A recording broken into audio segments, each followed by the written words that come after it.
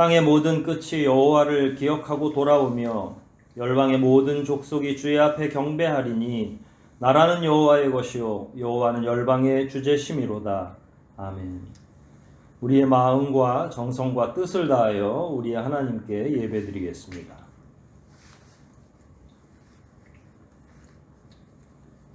자비하시고 거룩하신 아버지 하나님, 거룩한 주일을 맞아 주의 자녀들이 하나님 앞에 머리를 숙이고 예배할 수 있는 귀한 은혜를 베풀어 주심을 인하여 감사를 올리옵나이다. 세상은 시끄럽고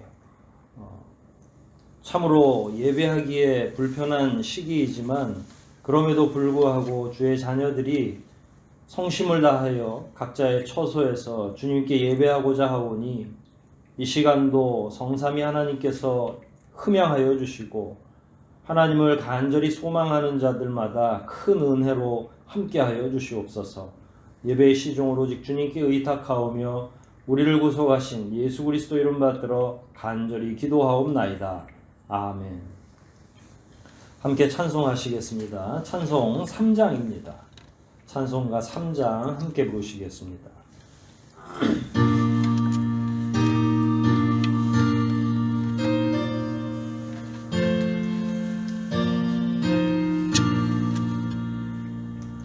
이 천지간 만물들아 복 주시는 주 여호와 전능성부 성자 성령 찬송하고 찬송하세.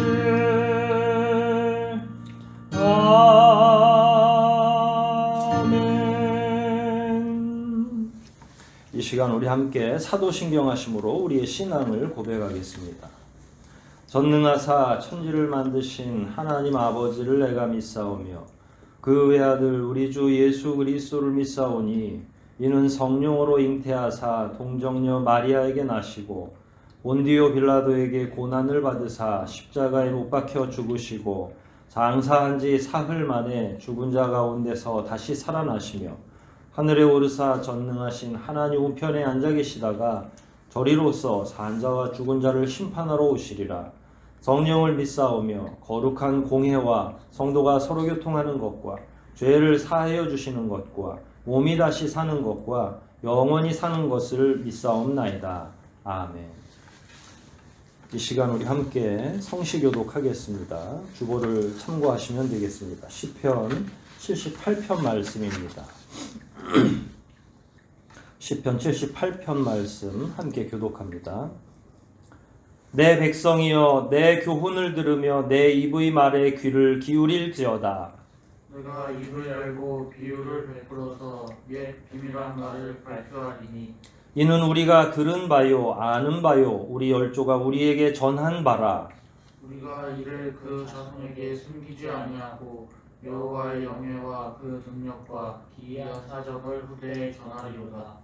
여호와께서 증거를 야곱에게 세우시며 법도를 이스라엘에게 정하시고 우리 열조에게 명하사 저희 자손에게 알게 하라 하셨으니 이는 저희로 후대 곧 후생 자손에게 이를 알게 하고 그들은 일어나 그 자손에게 이르러서 저희로 그 소망을 하나님께 두며 하나님의 행사를 잊지 아니하고 오직 그 계명을 지켜서 그 열조 곧 완고하고 폐역하여 그 마음이 정직하지 못하며 그 심령은 하나님께 충성치 아니한 세대와 같지 않게 하려 하심이로다. 아멘.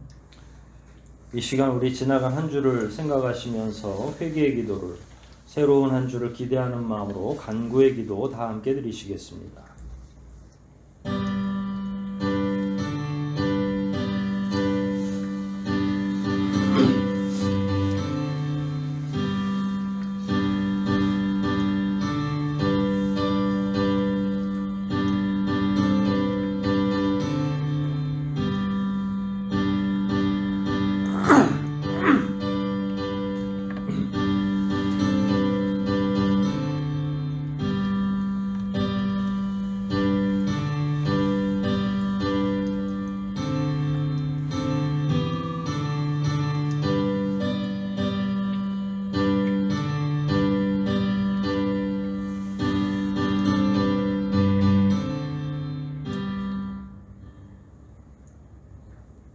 인간의 무지와 탐욕으로 인하여 세상은 참으로 소란스럽고 하나님 앞에서 거룩하게 살기를 소원하는 자들은 날로 줄어드는 이 시기에 저희들 역시 하나님 앞에서 믿음대로 살지 못하고 연약하여질 때가 많았고 지나간 한 주도 부끄러운 일이 참으로 많았던 것을 인하여 주님 앞에 정직하게 고백하오니 저희들의 연약함을 인하여 하나님께서 더욱더 슬퍼하시고 특별히 믿는 자들의 거룩하지 못함을 인하여 성령의 탄식을 저희가 듣게 되온데 하나님이시여 이 시간 저희들에게 귀한 은혜를 다시 한번 베풀어 주시사 성령을 인하여 새로워지고 오직 하나님의 말씀에 순종하며 살아가는 저희의 심령들이 다 될 수 있도록 인도하여 주시기를 원하옵나이다. 그리하여 새롭게 시작되는 한 주간에는 더욱더 말씀을 붙잡게 하시며 세상에 흔들리지 않고 짝하지 않으며 오직 거룩하신 아버지의 뜻을 좇아 살아가게 하시고 반드시 승리하고 돌아올 수 있도록 우리의 발걸음을 인도하여 주시옵소서. 반드시 승리하게 하실 것을 믿사와 우리를 구속하신 예수 그리스도 이름 받들어 간절히 기도하옵나이다. 아멘. 하늘에 계신 우리 아버지여, 이름이 거룩히 여김을 받으시오며 나라에 임하옵시며 뜻이 하늘에서 이룬 것 같이 땅에서도 이루어지이다. 오늘날 우리에게 일용할 양식을 주옵시고 우리가 우리에게 죄 지은 자를 사하여 준 것 같이 우리의 죄를 사하여 주옵시고 우리를 시험에 들게 하지 마옵시고 다만 악에서 구하옵소서. 대개 나라와 원세와 영광이 아버지께 영원히 있사옵나이다. 아멘.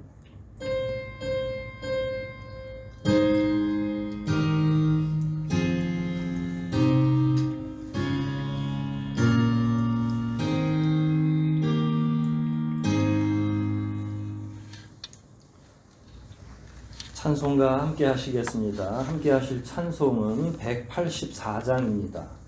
184장 함께 찬송하십니다.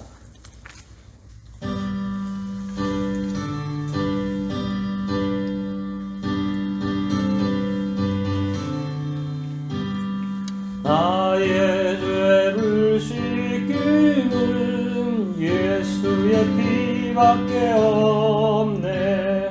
다시 성쾌하기도 예수의 피밖에 없네. 예수의 흘린 피 날 희게 하오니 귀하고 귀하다. 예수의 피밖에 없네. 나를 정케 하기는 예수의 피밖에 없네. 사죄하는 증거도 예수의 피밖에 없네. 예수의 흘린 피 날 희게 하오니 귀하고 귀하다.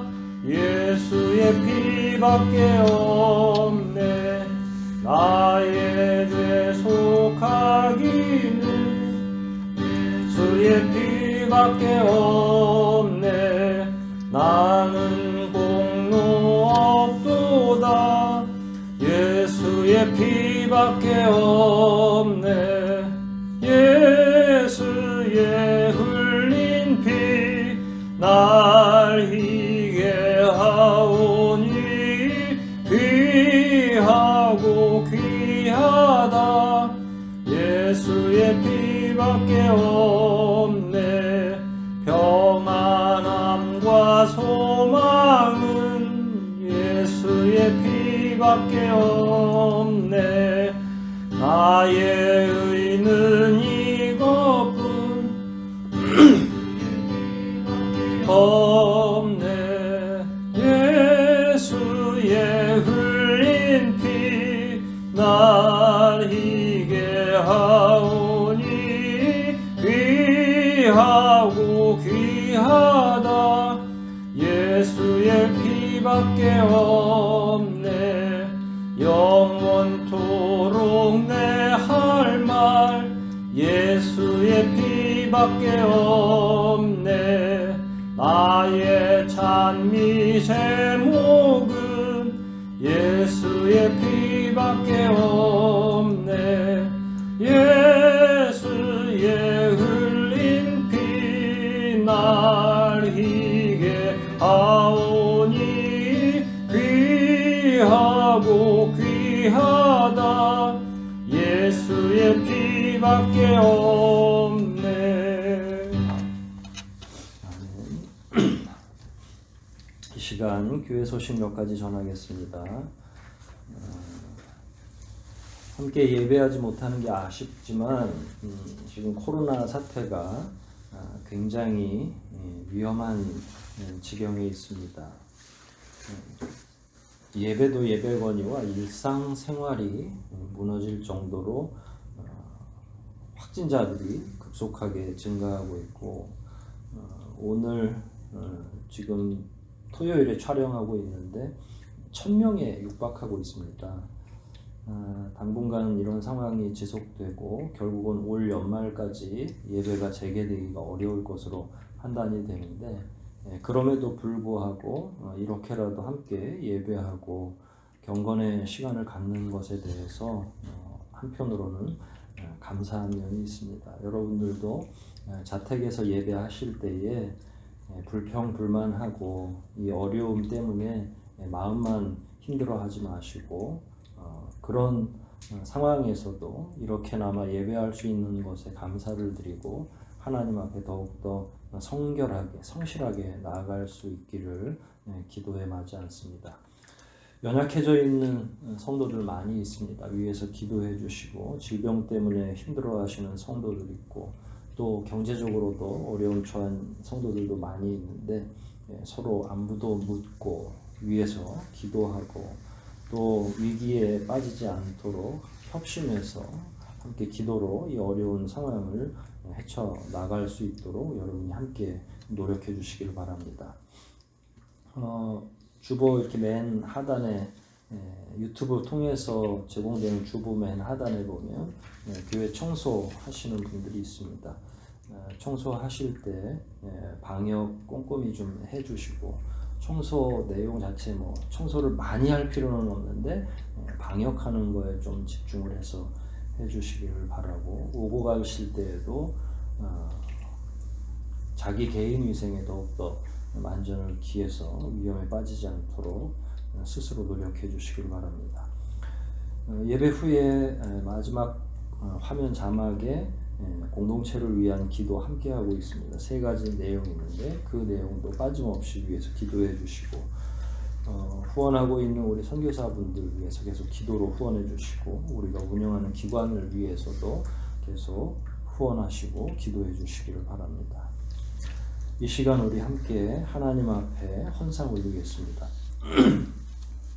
각자 가정에서 하나님 앞에 헌상 거두어 주시고, 예배 오실 때 제출해 주셔도 되고, 필요하시면 온라인으로 교회로 송금해 주셔도 괜찮겠습니다. 잊지 마시고 헌상해 주시길 바랍니다.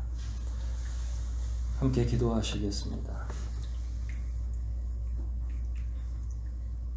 자비하시고 거룩하신 아버지 하나님, 인간 스스로가 아무리 노력해도 안 되는 부분이 있는 것을 철저히 깨닫고 겸손해질 수밖에 없는 한 해를 살게 하시니 감사하옵나이다. 우리의 의지와 우리의 지식으로는 도저히 헤어나올 수 없고, 1년 가까이 우리 삶의 모든 부분이 무너져 내리고 정상적이지 않은 것을 인하여 저희들이 심히 마음이 무겁고, 특별히 믿음 없는 시대에 이런 일까지 겹치고 보니 믿음을 가지고 있는 것이 어떤 의미인지, 또 믿는 자들은 이런 시기에 어떻게 지내야 되는지를 묵상하고, 결국에는 하나님밖에는 우리에게 소망이 아니고 아무것도 필요치 않으며 어떤 것도 우리에게 위로가 안 된다는 사실을 더욱 깊이 깨닫는 중에 있습니다.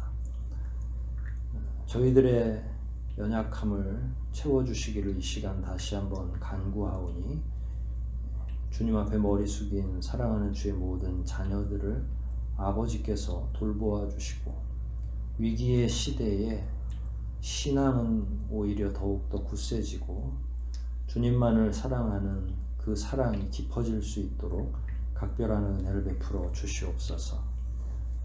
이 시간 저희들이 각 가정에서 또 개인적으로 주님 앞에 헌상을 올려놓사옵나이다. 어디에 어떤 처소에 있든지 저희들이 주의 나라와 복음을 위해 특별히 이런 현실 속에서도 묵묵히 일하고 있는 많은 교회를 생각하며 저희들이 헌상하오니 이 헌상 받아주시고 기뻐하여 주시고 과연 교회로서 해야 될 일이 무엇인지를 더욱 묵상하는 저희가 되도록 진리로 저희의 영을 밝혀주시기를 원하옵나이다. 바라고 간구하옵기는 저희들이 멀리 서로 떨어져 있는 상황에 성도의 교제가 물리적인 시간과 공간 안에서는 부족하오나 영적으로 더욱 교류하고 교통할 수 있는 은혜를 허락해 주시기를 원하오니 저희들의 영적인 교제가 더욱 보이지 않는 가운데서도 깊어지게 하시고 특별히 여러 방법으로 성도들을 위로하고 안부를 묻고 성령의 은혜와 자비를 베풀어 주시기를 서로 기도할 수 있도록 저희 가운데 함께하여 주시옵소서. 병약해져 있는 여러 우리 교우들이 있사옵나이다. 연로하신 교우들도 있고 또 코로나 사태로 인하여 특별히 경제적인 문제도 심각한 위기에 직면해 있는 성도들 많이 있습니다. 하나님께서 그들을 한 사람 한 사람 불러주시고 채워주시고 그 어느 때보다 강건한 믿음으로 잘 견뎌 나갈 수 있도록 힘을 잃지 않게 도와주시옵소서. 더욱더 소원하옵기는 저희들의 믿음을 다시 한번 재점검하고 과연 우리가 단독자로서 외따로 떨어져서 하나님을 어떻게 섬길 수 있는지를 시험 만든 중에 있습니다. 이 기간을 통해 더욱더 하나님과 가까워질 수 있도록 도와주시옵소서.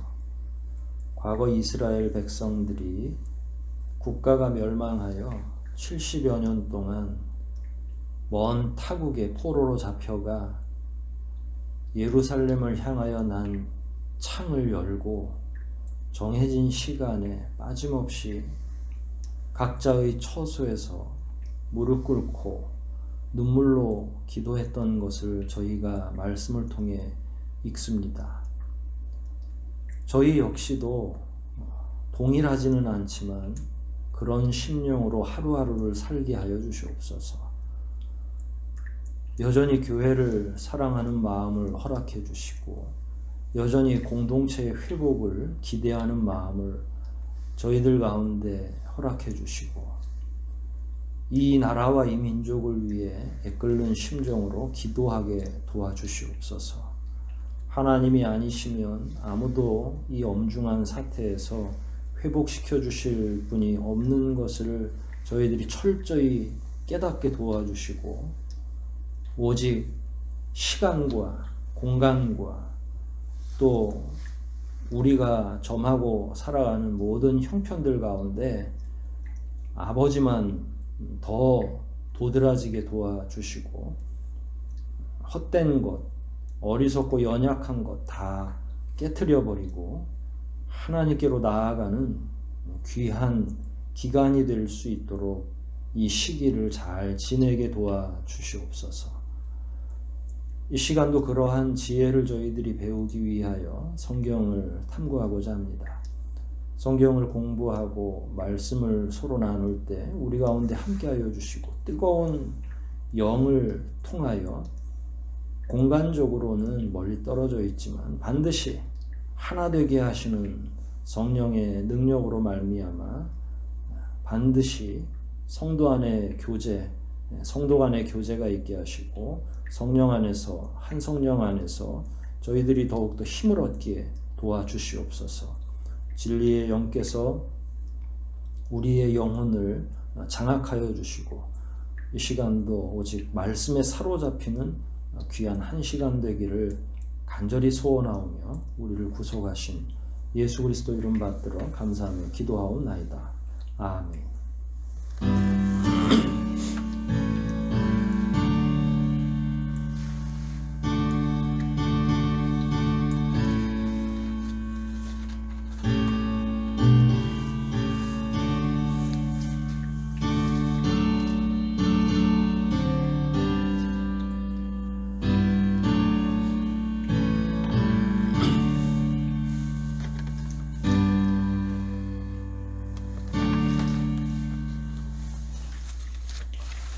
이 시간 함께 성경 말씀 찾아 읽고 성경을 공부하겠습니다. 함께 읽으실 성경은 열왕기 하 20장입니다.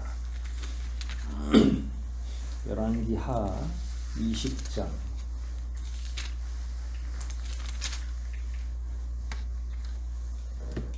1절부터 11절까지의 말씀입니다.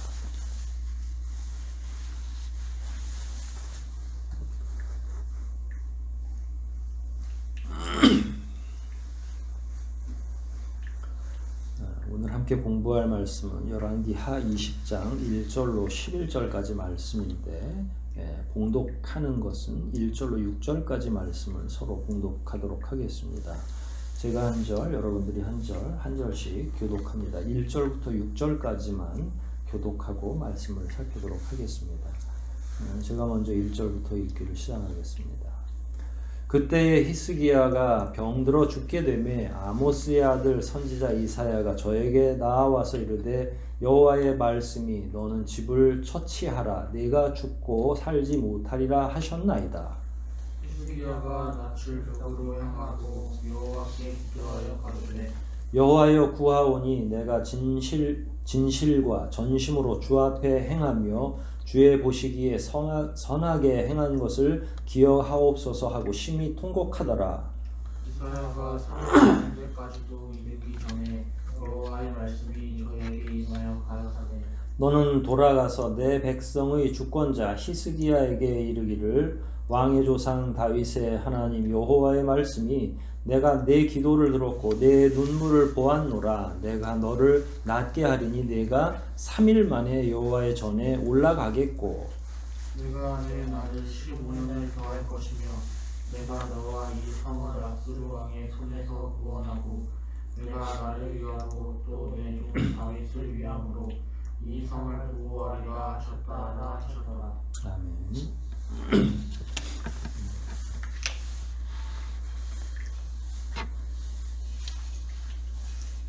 우리가 지난주에는 나아만 장군이 회복되고 치유되는 것에 관해서 우리가 공부를 했습니다. 그는 아람 사람이었고 이방 사람이었죠.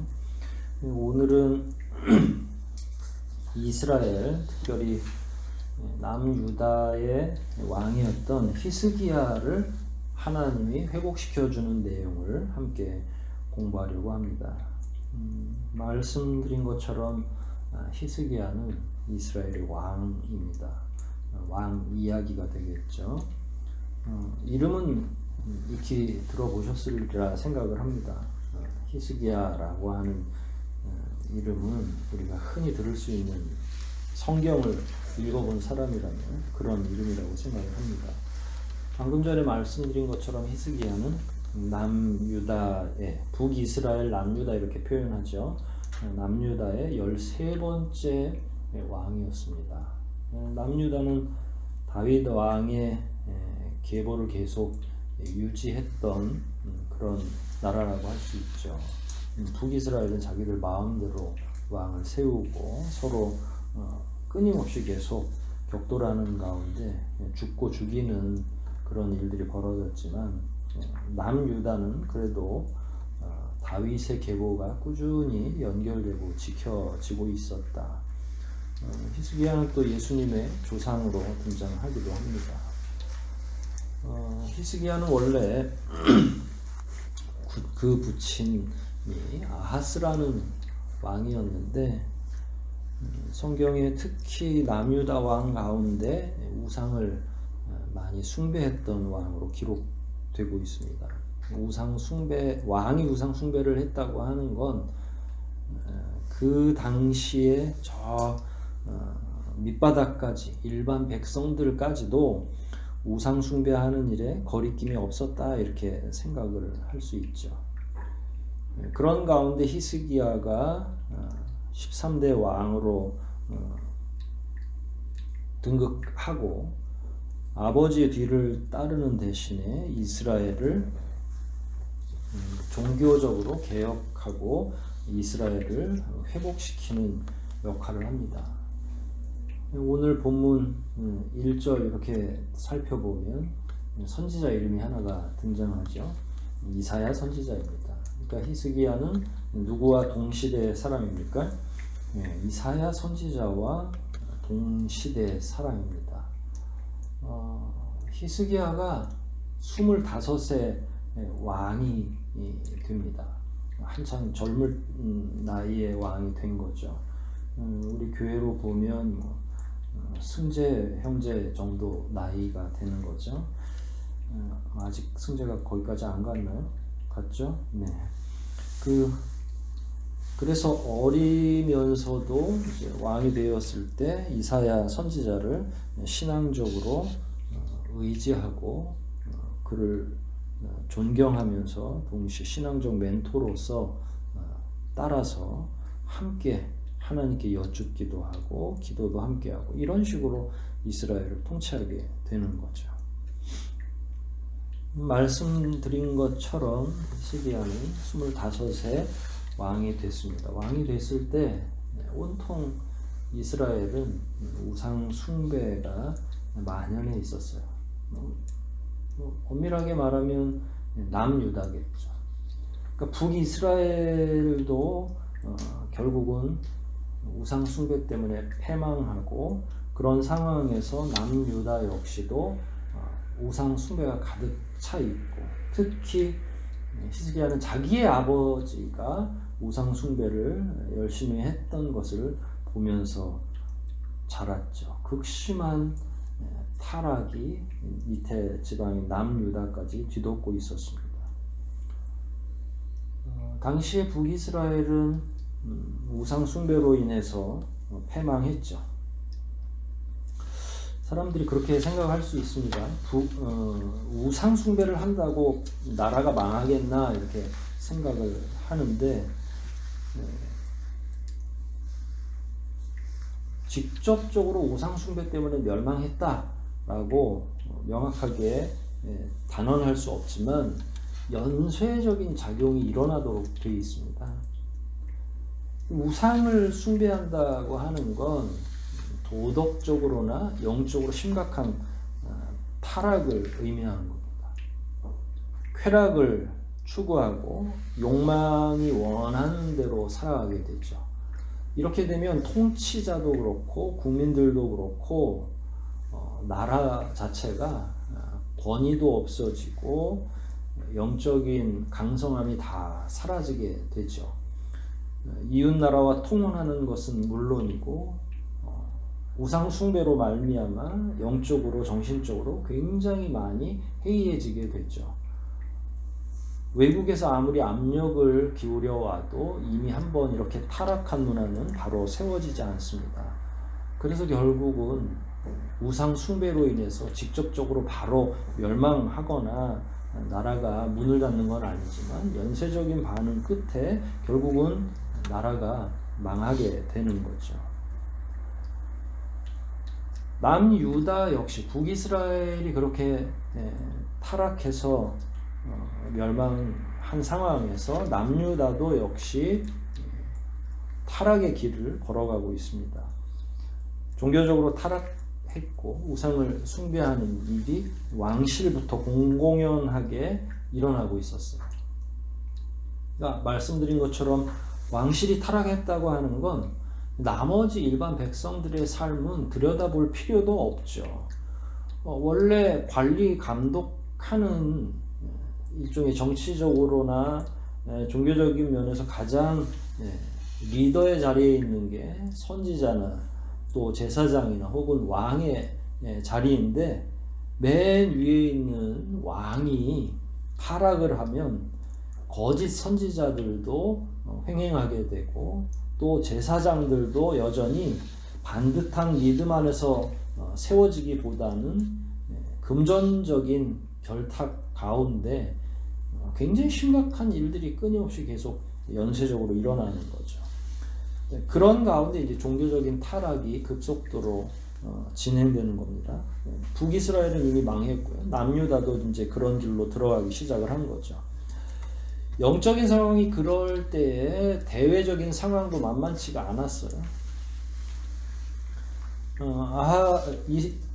히스기야가 왕이 됐을 당시에는 아수르가 굉장히 강성한, 그 전임자인 아버지 아하스가 섬길 때도 그랬고,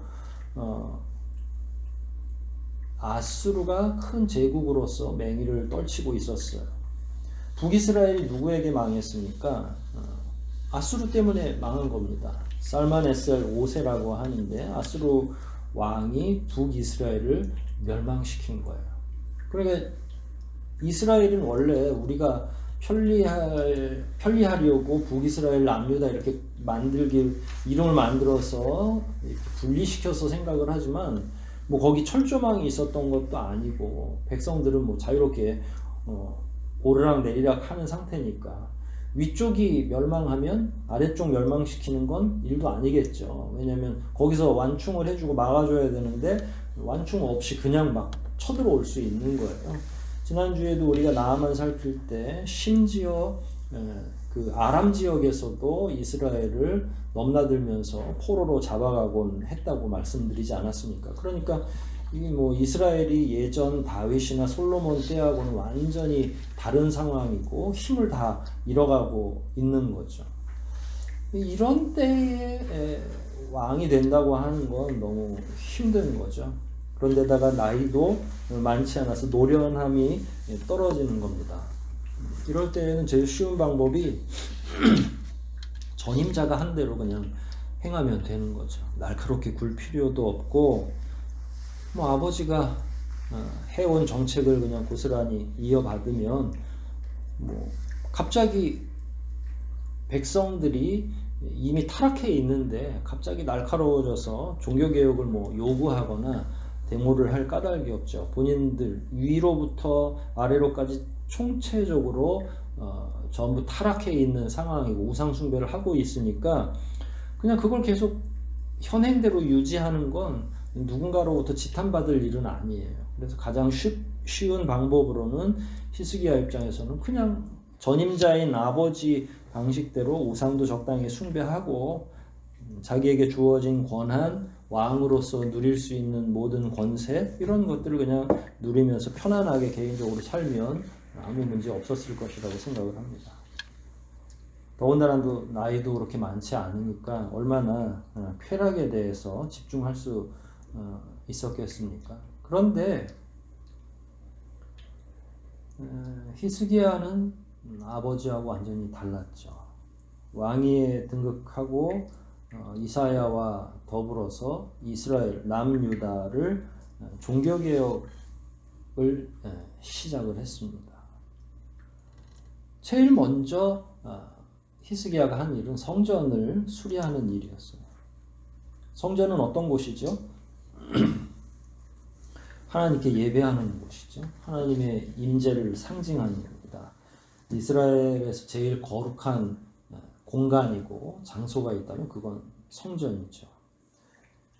성전을 수리한다고 하는 건 그동안의 성전 혹은 지역의 회당 안에서 자행됐던 그 이스라엘의 영적인 타락상, 쉽게 말하면 이 당시에도 그랬는지는 모르겠지만 성전 안에서 공공연하게 우상의 단을 만들어서 우상에게 제사하는 일들이 있었겠죠.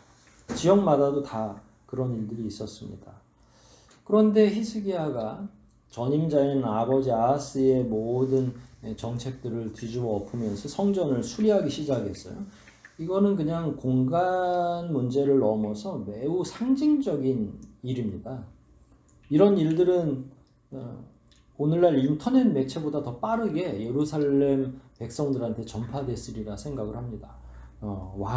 새로 왕이 올랐는데 히스기야라는 이름이야. 그 왕이 글쎄 왕이 되자마자 제일 먼저 한 일이 성전을 수리하라고 시켰대. 글쎄 이런저런 말들이 끊임없이 계속 생산되고 또 거기에 덧붙여지기도 하고, 이게 얼마나 상징적인 일이에요.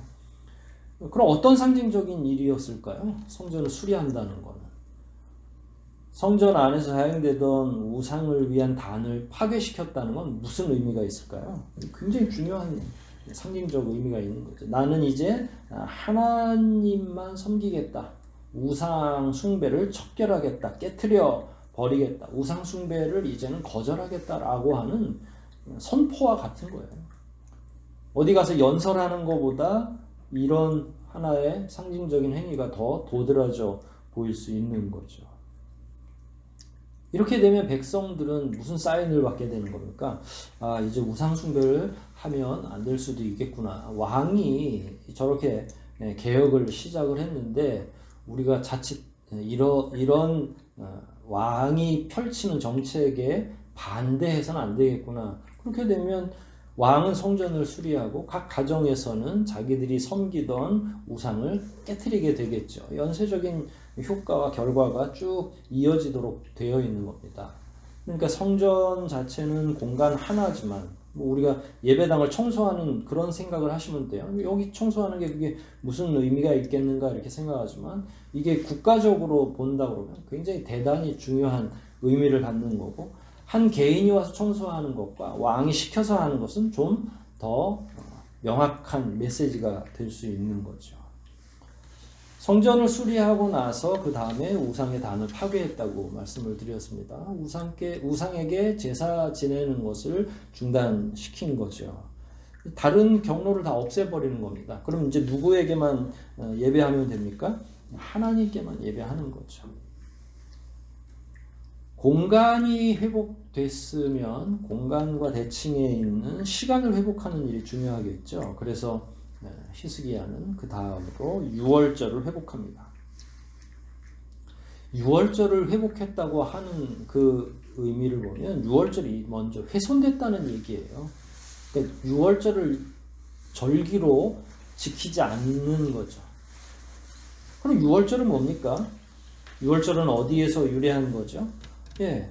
이스라엘 백성들이 이집트, 즉 애굽에서 탈출하는 사건을 기념하기 위해서. 그런데 본인들의 힘으로 탈출한 게 아니라 누가 탈출을 시켜준 겁니까? 하나님께서 탈출을 시켜주신 거죠. 유월절 절기를 지키지 않는다고 하는 건 공공연하게 누구의 은혜를 스스로 망각하기를 원하는 거예요.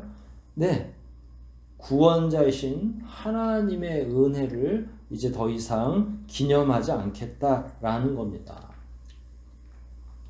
성전도 거미줄이 잔뜩 쳐 있죠. 그 다음에 유월절을 보통 이 이스라엘에서는, 이스라엘뿐만 아니라 유목민들이 거의 그런데, 축제를 하면 보통 일주일은 기본이거든요. 그러니까 하루 예배드리고 마치는 게 아니라 일주일 내내 하나님의 구원의 은혜를 서로 이야기 나누고 함께 성경도 읽고 그런 종교적인 축제를 벌였는데, 이젠 성전도 그렇거니와 시간적인 면에서 유월절도 다 망가뜨려 버린 거예요. 모이지 않습니다. 축제하지 않습니다. 그냥 각자 자기 집에서 자기의 소위에 오른 대로 먹고 마시고 하는 거죠. 자기 욕망을 따라 사는 겁니다.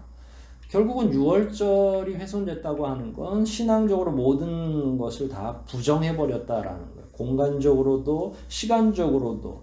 그래서 성전이나 유월절은 그런 의미가 있는데 떡하니 히스기야가 왕이 되고 나서 그것들을 하나씩 바로 세워나가기 시작을 했다는 거예요. 그래서 성전도 회복하고 결국 유월절도 회복하는 거죠. 과거 이스라엘 자기들의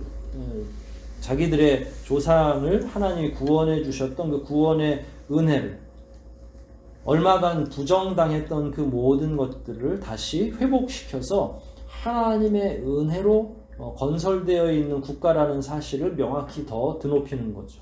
25살짜리 젊은 청년이 왕위에 오르면서 주변에 여러 가지 반발이 있음에도 불구하고 이런 정책을 펼친 겁니다. 놀랍게도 그는 자기 부친을 부정하는 거죠. 부친이 펼쳤던 모든 정책들을 부정하고 새로운 정책을 펴는 거예요. 새롭다기보단 원래의 정책이어야만 되는 거죠. 히스기야가 어린 시절부터 자라오면서 배웠던 건 뭐겠습니까? 자기 아버지로부터 우상 숭배하는 거죠. 우상 숭배와 더불어서 영적인 타락을 배웠을 것이라 이렇게 생각을 합니다. 사람만큼 환경에 지배되는 종이 없습니다. 어떤 악한 범죄를 저지른 사람들을 인터뷰해 보면 다 무슨 핑계를 댑니까? 자기 환경을 핑계 대곤 하죠. 히스기야도 얼마든지 자기 소위에 오른 대로 행동할 수 있었고 얼마든지 아버지의 핑계를 대면서 손쉽게 그냥 자기에게 주어진 왕의 권세를 이용해서 편하게 재미있게 살 수 있었을 것입니다. 그가 자라온 환경이 또 그러했기 때문에. 하지만 그는 그 모든 걸 극복해버렸습니다. 환경을 탓한다기보다는 탓하는 척을 했겠죠. 환경을 이야기하면서 하나님을 거역하는 삶을 살기보다는 오히려 하나님 앞에서 더욱 정직하게 살기를 작정한 거죠. 반면교사라는 말이 있습니다. 타인의 어떤 부정적인 면 그리고 그 결과를 오히려 나의 긍정성을 촉진하는 일에 사용하는 거예요. 누군가가 잘못된 길로 가면 저렇게 살면 안 되겠구나. 그러면 저렇게 살지 않으면 나는 어떻게 살아야 되는가 라고 하는 이런 것들을 우리가 반면교사라고 하는데 히스기야는 여러 면에서 반면교사를 잘 했던 사람이라고 보여집니다. 심지어 자기의 아버지를 바라보면서 어린 시절부터 아마 그렇게 다짐했을지도 모르겠어요. 내가 나중에 성장해서 왕이 된다면 저렇게 하지 않겠다. 하나님께서 미워하시는, 하나님께서 가장 싫어하시는 것이 우상 숭배인데 왜 우리 아버지는 저렇게 살아가실까? 나는 내 왕이 되면 저렇게는 살지 않겠다. 이렇게 다짐하는 것, 이게 아마 반면교사라고 생각하는데 충분히 저는 유추해 볼 수 있다 생각을 합니다. 뿐만 아니라 왕이 되기 전에도 그랬고 왕이 된 후에도 그렇지만 북이스라엘이 멸망하는 과정을 누구보다 잘 알고 있는 게 히스기야 아니겠습니까? 북이스라엘은 왜 멸망했다고 말씀드렸죠? 끊임없는 영적인 타락, 우상 숭배 덕분에 연쇄작용으로 말미암아 이방 민족에 의해서 멸망을 해버린 거죠. 그러니까 아버지의 악행도 그렇고 북이스라엘의 멸망이나 이런 것들을 보면 거기서 이제 경각심을 얻을 수 있는 거죠. 저렇게 살아서는 안 되겠구나. 저런 식으로 통치해서는 안 되겠구나. 그럼 나 자신을 엄격하게 다스리고 결국은 하나님 앞에서 정직하게 살아가는 게 왕으로서도 또 개인적인 신앙인으로서도 필요한 일이구나라는 결론이 그에게 나와 있었다는 이야기입니다. 이걸 우리가 반면교사라고 한다는 거고요. 영적인 문제만 개혁을 했던 건 아닙니다. 대외적으로도 그는 회복을 하려고 많은 노력을 했죠. 아까 말씀드린 것처럼 살마네셀 5세가 북이스라엘을 멸망시켰습니다. 쳐들어가서 멸망시키기 딱 적당한 상태가 돼 있던 거죠, 이스라엘이. 왜냐하면 정신 못 차리고 혼돈에 빠져 있고 탐욕에 쩔어 있는 거기 때문에 뭐 가가지고 극심한 전쟁을 치를 것도 없어요. 이미 우상 숭배로 말미암아 국가적인 근간이 다 흔들리고 있는 거예요. 영적으로 또 혹은 정신적으로 무장이 되어 있지 않은 민족을 굴복시키는 건 그렇게 큰 힘이 들지 않습니다. 이런 모든 광경을 히스기야는 다 알고 있는 거죠. 보고 있었던 거죠. 그래서 대외적으로도 발빠르게 움직였어요. 살마네셀 5세가 북이스라엘을 멸망시킬 때만 해도 아수르가 굉장히 강성해 있고 했는데 히스기야가 왕에 오르고 나서 이게 뭐 하나님께서 도우셔서 그런지 모르지만 아수르에 끊임없이 내분이 발생하고 있어요. 그러니까 자기네 나라에 이게 이제 그냥 하나의 부족 국가가 아니라 제국을 형성하고 있었거든요. 그러니까 그 제국 안에 여러 지역에 퍼져 있는 다양한 그 우두머리들끼리 각축을 벌이거나 내부적인 전쟁이 발생하기도 합니다. 그러니까 끊임없이 계속 그러면 밖으로 멀리 있는 나라에 원정 가기가 되게 어려운 거죠.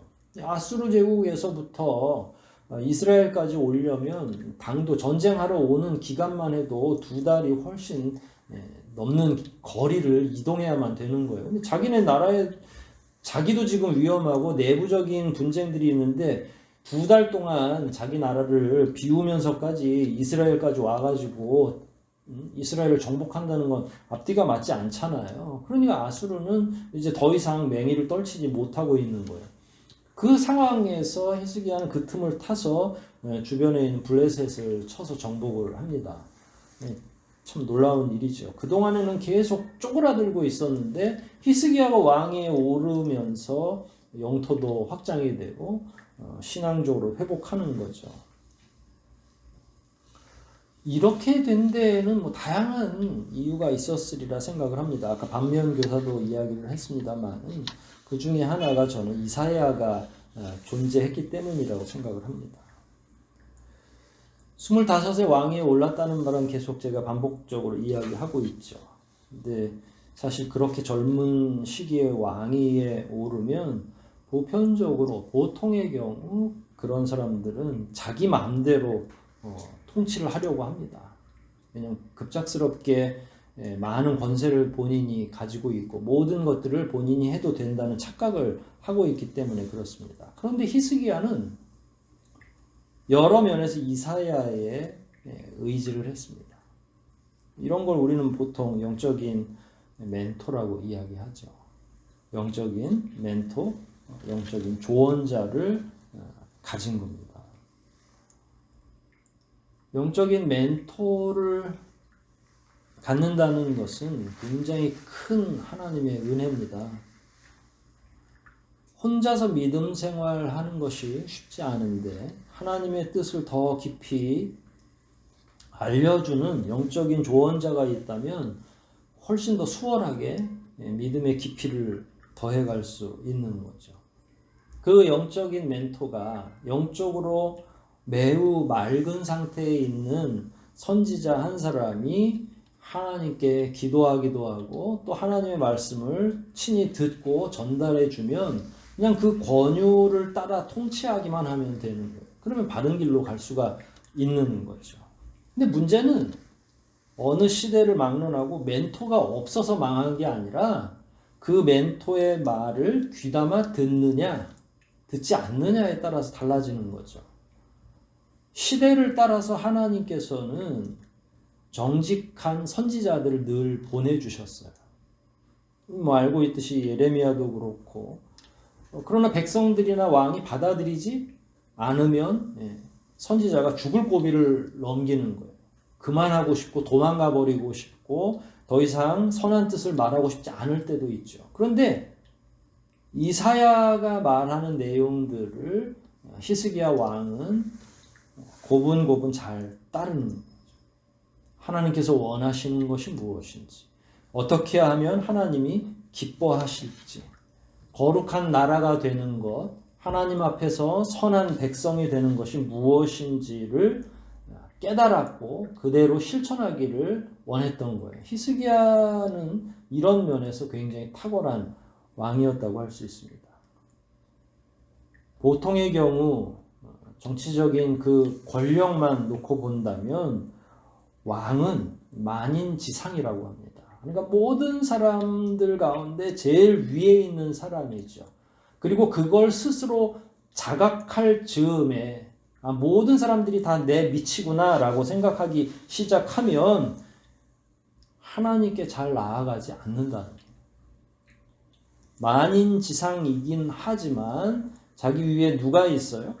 하나님이 계신 것을 명확하게 깨달아야죠.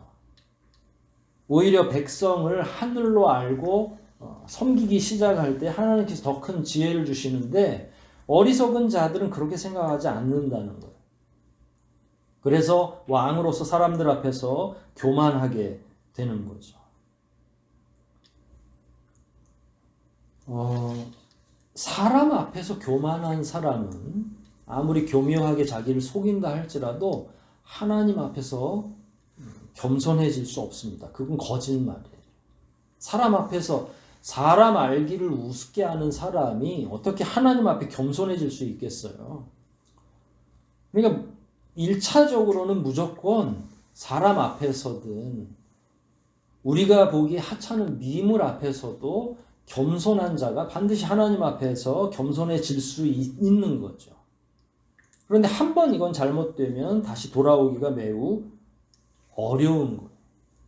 근데 히스기야는 사람 앞에서도 또 하나님이 보내신 하나님의 사자 앞에서도 겸손했어요. 그리고 그 겸손을 따라서 영적인 사람이 된 거죠. 젊은 나이에 왕이 되어서 그 순간에는 경건하지 못했는지는 모르지만 끊임없이 계속 하나님의 말씀을 경청한 거죠. 하나님이 이사야를 통해서 직접 말씀하실 때마다 히스기야는 아멘이라고 화답했으리라 생각을 합니다. 그래서 국내적인 문제, 영적인 문제, 또 국외적인 어떤 대응 방식 이런 것들이 하나하나가 잘 정리되고 하나님께서 원하시는 대로 일종의 신정국가의 체제를 회복하기 시작을 한 거죠. 굉장히 놀랍고 대단한 일이라고 생각을 합니다. 근데 요게 이제 히스기야가 열심히 잘 살아왔던 일들이라면 그러던 어느 날 히스기야가 질병을 얻었어요. 오늘 본문 7절 이렇게 말씀을 보면 환처가 있고 종처라고 하는 상처를 의미하는데 어떤 병을 앓고 있는 것 같아요.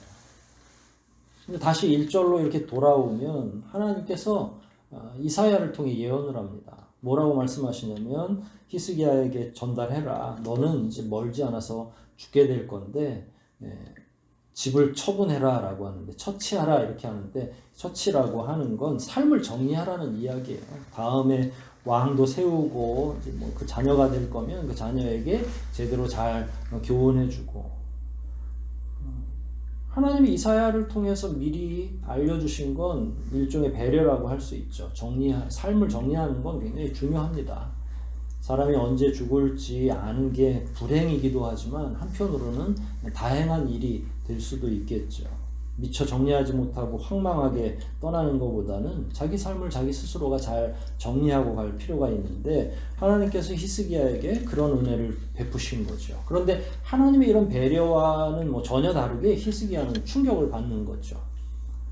아무리 믿음이 좋아도 자기 자신이 죽는다는 소리를 들으면 어떻겠어요? 깜짝 놀라겠죠. 그래서 본문 내용을 보면 벽을 보고 2절입니다. 히스기야가 낯을 벽으로 향하고 여호와께 기도하여 가로되 그리고 통곡했어요. 3절 마지막에 보면 심히 통곡했다. 벽을 보면서 기도하고 통곡했던 거죠. 왜 통곡했을까요? 아쉽기도 하고 아무리 하나님 일 많이 해도 불안하기도 하고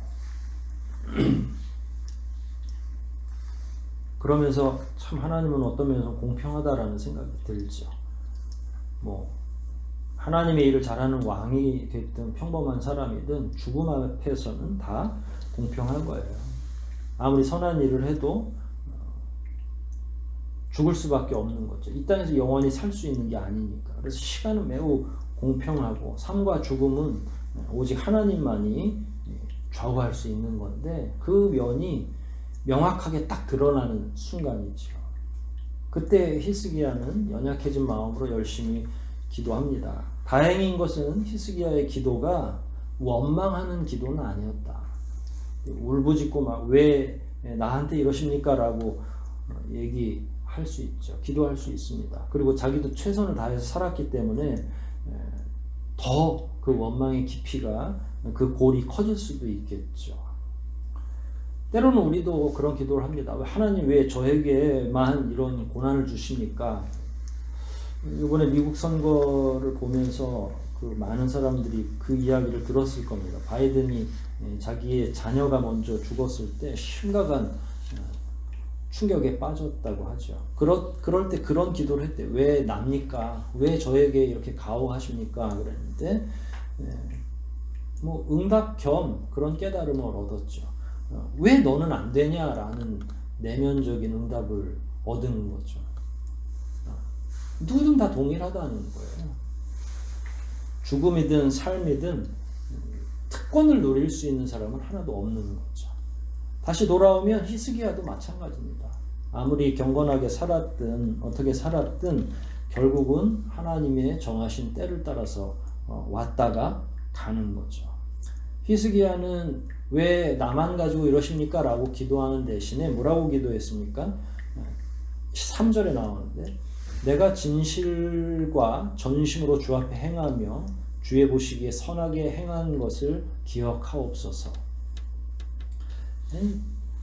요약하자면 내 삶을 살펴보시라는 이야기입니다.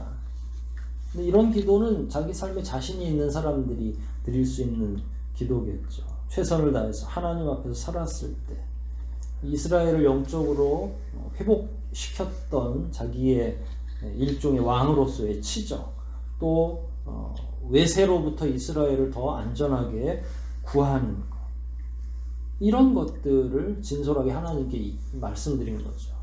안 된다고 막 몸부림친 게 아니라 그냥 아마 히스기야는 마음이 이미 많이 약해져 있으리라 생각을 합니다. 왜냐하면 갑자기 하나님이 급사하게 만드신 게 아니라 아까 잠깐 살폈던 7절의 말씀을 보면 상처가 있어요. 어딘지. 그런데 그 상처가 굉장히 깊은 거죠. 염증도 있었을 것이고 이 당시에는 무슨 전문 외과 의술이 있는 게 아니니까 감염이 잘못되거나 하면 죽는 거예요. 뭐 저희가 지금 바이러스 때문에 코로나 바이러스 때문에 온 전 세계가 지금 깜짝 놀라서 벌벌 떨고 있는 것과 다를 바가 없는 거죠. 종기 하나로 사람이 살고 죽습니다. 그럴 때 이미 마음이 오랫동안 자기가 앓는 질병으로 인해서 가라앉아 있는데 실제로 죽는다고 이야기하니까 얼마나 더 놀랍고 하나님 앞에 울부짖으며 기도했겠어요. 그 기도를 들으시고 하나님께서 오늘 6절인데 이사야에게 4절부터 쭉 내용을 보면 이사야가 이제 히스기야에게 말하고 나서 성 중간에도 아직 안 갔는데 하나님의 음성이, 그러니까 히스기야가 얼마나 강력히 기도했는지 3박 4일 기도한 것도 아니고 간절한 마음으로 그냥 잠깐 기도한 것 같아요. 왜냐하면 이사야가 왕을 뵙고 떠나서 멀리 가지도 못했는데 바로 하나님의 응답이 내려왔기 때문에 그런 거죠. 하나님 뭐라고 응답하셨어요? 15년을 더 살게 해주겠다라는 거예요. 그리고 나서 덤으로 다윗과 한 약조도 있고 하니까 다윗 성이 무너지지 않게 도와주겠다. 그러니까 외세의 침략에 대비할 수 있게 특별히 아수르의 위협에서부터도 보호해 주시겠다고 약속을 하죠. 그리고 실제로 히스기야는 15년의 삶을 더 연장받게 됩니다. 놀랍고 대단한 일이죠. 성경에서 뿐만 아니라 우리 주변에도 가끔 이런 일들이 있습니다. 중병에 걸려 있고 우리가 흔히 사망 선고, 사형 선고 이렇게 이야기하잖아요. 그러니까 사형 선고를 받았음에도 불구하고 하나님 앞에서 간절한 기도로 자기의 생명이 연장되는 경우를 우리도 흔히 볼 수 있죠. 하나님께서 굉장히 큰 은혜를 베풀어 주신 거죠. 하나님께서 그 사람을, 그 생명을 자비하게 바라보시고 또 회복시켜 주신 거죠. 이 히스기야의 회복 이면에는 하나님의 깊은 사랑과 은혜가 포함되어 있습니다. 그리고 더 놀랍고 흥미로운 건 히스기야가 회복시켰던 일들이 있고 하나님이 히스기야를 회복시키는 일이 같이 교차되어 있는 거예요. 히스기야는 어떤 회복을 위해서 노력을 했습니까? 우리가 계속 살폈던 이스라엘의 어떤 영적인 회복을 위해서. 그러니까 하나님 나라의 확장과 회복을 위해 열심히 히스기야는 일을 했죠. 그러나 그럼에도 불구하고 연약한 인생인 거예요. 근데 그런 공로와는 달리 인간은 누구나 다 연약해져 있고 죽음 앞에 공평하다고 말씀을 드렸잖아요. 그랬을 때 하나님께서는 그런 히스기야를 회복시켜 주시는 거죠. 우리가 이 사이에서 묵상할 내용이 굉장히 많이 있습니다. 개인적으로. 다행인 건 하나님께서 히스기야를 기억하셨다는 거죠. 히스기야가 그걸 요청했던 거거든요. 하나님 저를 기억해 주십시오. 제가 행했던 일들을 기억해 주십시오.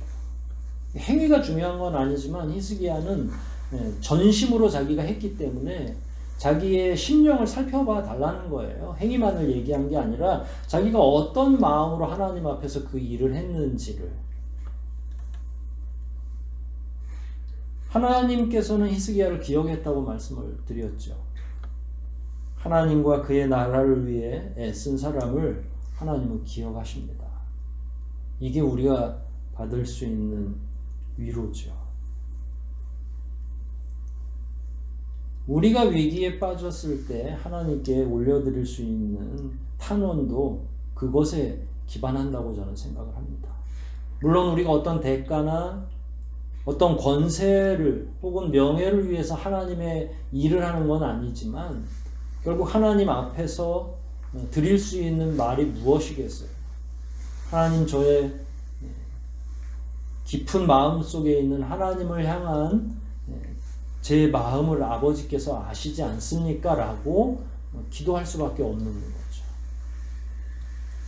이런저런 애쓴 일들을 나열하기보단 내 마음을 아시는 아버지께 그 마음을 다시 한번 기억해 달라고 기도하는 것, 그것 외에는 우리가 할 수 있는 일이 아무것도 없는 거죠.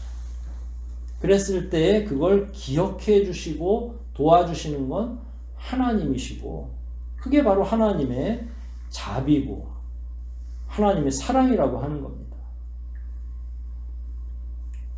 하나님께서는 하나님의 나라, 그의 몸된 교회를 위해 헌신하는 자를 기억하시고 반드시 자비를 베풀어 주십니다.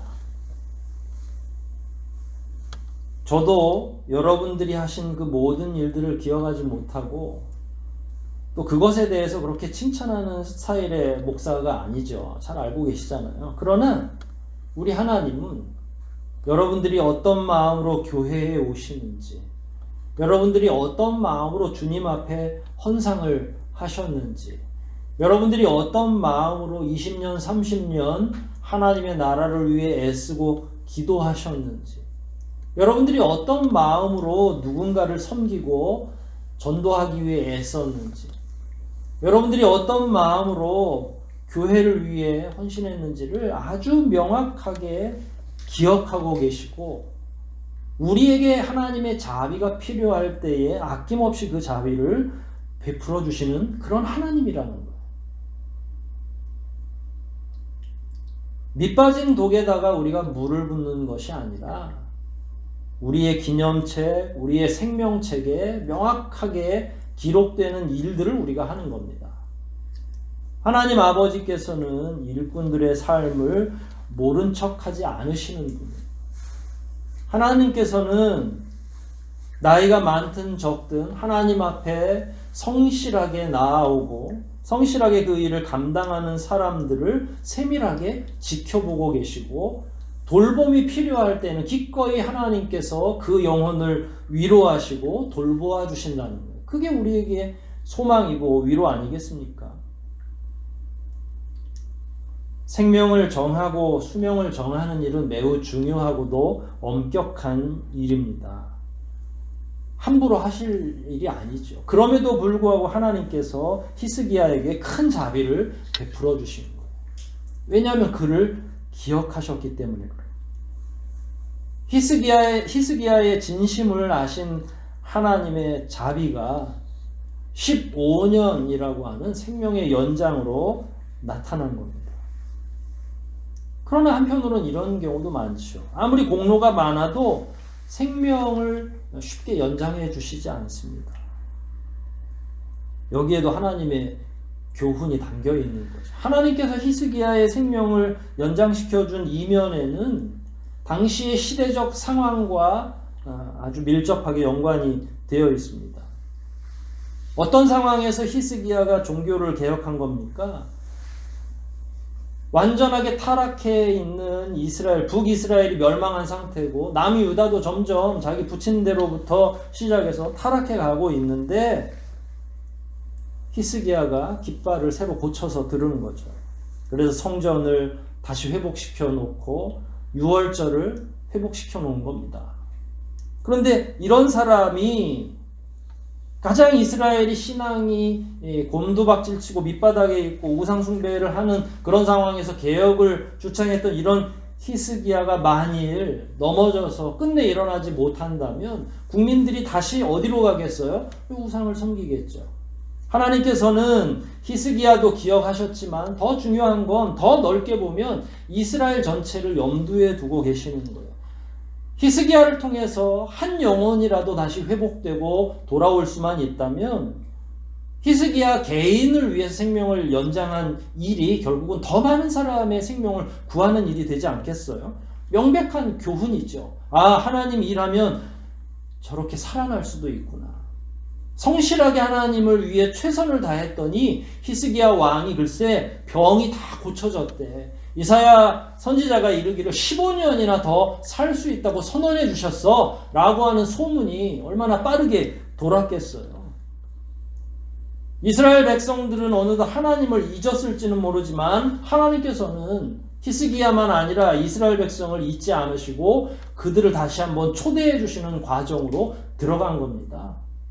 그게 히스기야의 치유와 회복에 숨겨져 있는 또 다른 은혜죠.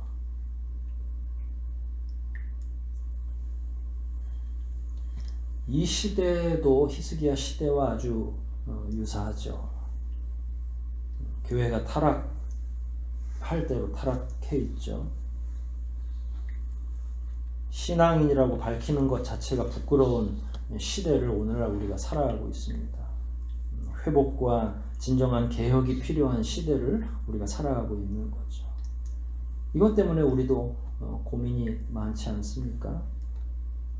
시대가 악하고 교회는 더 이상 권위가 없어서 점점 연약해지고 여러분들은 오늘날 여러분의 가정과 직장에서 어떤 신앙인으로 살아가고 있습니까? 우리 개인들은 어떻게 살아가야 됩니까? 하나님이 오늘 우리에게 질문하는 거죠. 이 질문을 통해서 회복의 여지가 생기는 거거든요. 함께 예배하지 못해서 힘든 것도 참 우리가 많이 고민하고 묵상해야 될 내용이지만 앞으로 남겨진 삶은 어떻게 살 것이냐라는 당장 직면해 있는 코로나 바이러스도 우리에게 굉장히 큰 위협이 되지만 여러분 코로나가 다 지나가면 신앙이 자동적으로 회복되고 이 나라가 이 대한민국 안에 있는 교회가 그 타락한 상황에서 다 개혁이 자연적으로 되리라고 생각하시는 건 아니겠죠. 전혀 별개의 문제입니다. 코로나가 회복되어도 우리가 넘어가야 될 산이 더 많이 있는 거죠. 코로나는 산도 아니에요. 한국 교회가 그리고 우리가 직면한 영적인 이 타락의 현실에서 하나님은 우리로 하여금 히스기야처럼 살기를 원하고 계시는 건 아닐까요? 그럴 때 하나님의 회복의 은혜, 치유의 은혜의 여지는 여전히 남아있는 거죠. 우리 스스로는 더욱더 깊이 성경적인 기준을 이해하고 하나님 앞에서 거룩하고 성결하기를 소원해야만 합니다. 앞으로 우리에게 주어질 삶은 매우 어렵고 힘겨운 삶이 될 것입니다. 특히 신앙적인 면에서. 그럼에도 불구하고 다행인 것은 하나님은 항상 우리를 지켜보고 계시고 또한 하나님의 나라를 위해 희생과 헌신을 아끼지 않는 신자들을 외면하지 않으신다는 것. 그리고 반드시 하나님은 그들을 끝까지 회복시켜 주시고 치유하신다는 것. 이제 남아있는 건 뭡니까? 바로 그런 하나님을 신뢰하고 자기 믿음을 회복하고 교회와 하나님의 나라의 회복을 위해서 또한 애쓰는 것이 남아있지 않겠습니까? 이런 면들을 더욱 종합적으로 묵상하고 히스기야를 통해 교훈하시는 하나님의 그 마음을 깊이 이해한다면 우리 역시 이 시대에 용기 있는 신자로 살아갈 수 있지 않겠습니까? 하나님은 지금도 저와 여러분들의 희생과 헌신을 명확하게 기억하고 계시고 보고 계십니다. 모쪼록 몸된 교회와 하나님의 나라를 위해 이 나라와 이 민족을 위해 더욱 기도하고 애쓰는 그래서 하나님의 자비와 은혜를 한 몸에 받는 저와 여러분 되시기를 주의 이름으로 축원드립니다. 우리 말씀 생각하면서 한번 기도하시겠습니다. 히스기야를 회복하신 그 하나님의 은혜를 다시 한번 기억하고 암울하고 힘겨운 이 시대에 과연 우리는 어떤 믿음으로 살아가야 되는지 하나님께서 진정으로 우리에게 원하시는 바가 무엇인지 이 시간 되돌아보며 하나님 앞에서 더욱더 거룩한 길로 나아가겠다고 하는 다짐의 기도까지 함께 통성으로 드리시겠습니다.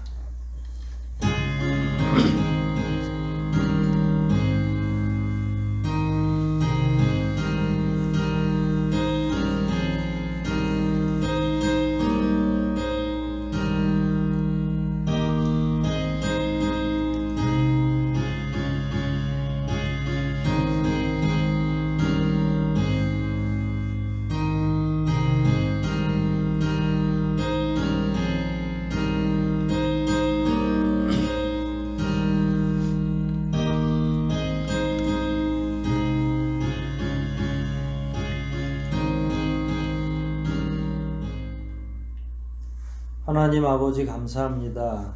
오늘 히스기야를 회복시켜 주시고 치유해 주신 하나님의 은혜를 묵상하며 그러면 과연 신자는 어떻게 살아야 되는지를 되새겨 볼 수 있도록 말씀의 은혜를 주신 것을 인해 감사를 올려옵나이다. 우리 각자에게 요구하시는 하나님의 요구가 있을 터인데 말씀을 보며 그 내용이 잘 정리되어 우리가 처한 여러 형편 가운데 더욱더 하나님 앞에 성실하고 진리 가운데 바르게 살아낼 수 있도록 우리 한 사람 한 사람을 불러주시고 용기를 허락해 주시고 삶의 결단이 있게 도와주시옵소서.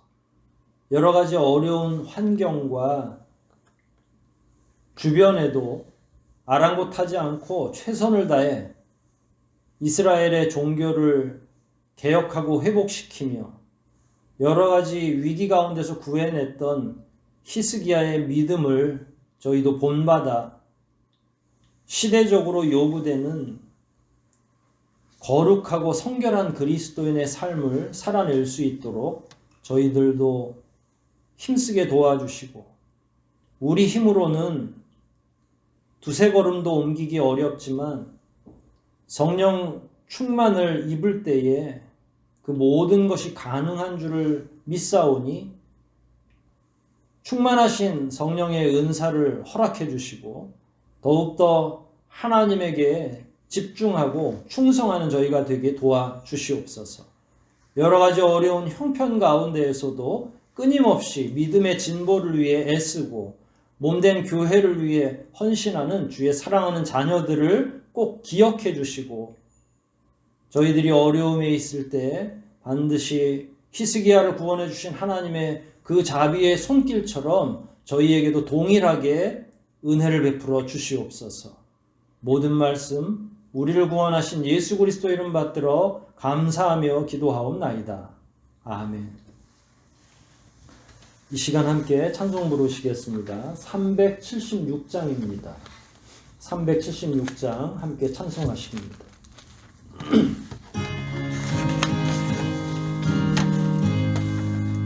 내 평생 소원 이것뿐 주의 일하다가 이 세상 이별하는 날 주 앞에 가리라. 꿈같이 헛된 세상 일 취할 건 무엇냐. 이 수고함만 하여도 헛된 것뿐일세. 불같은 시험 많으나 겁내지 맙시다. 구주의 권능 크시니 이기고 남겠네. 금보다 귀한 믿음은 참 보배되도다. 이 진리 믿는 사람들 다 복을 받겠네. 살같이 빠른 광음을 주 위에 아끼세. 온 몸과 마음을 바치고 힘써서 일하세. 아멘.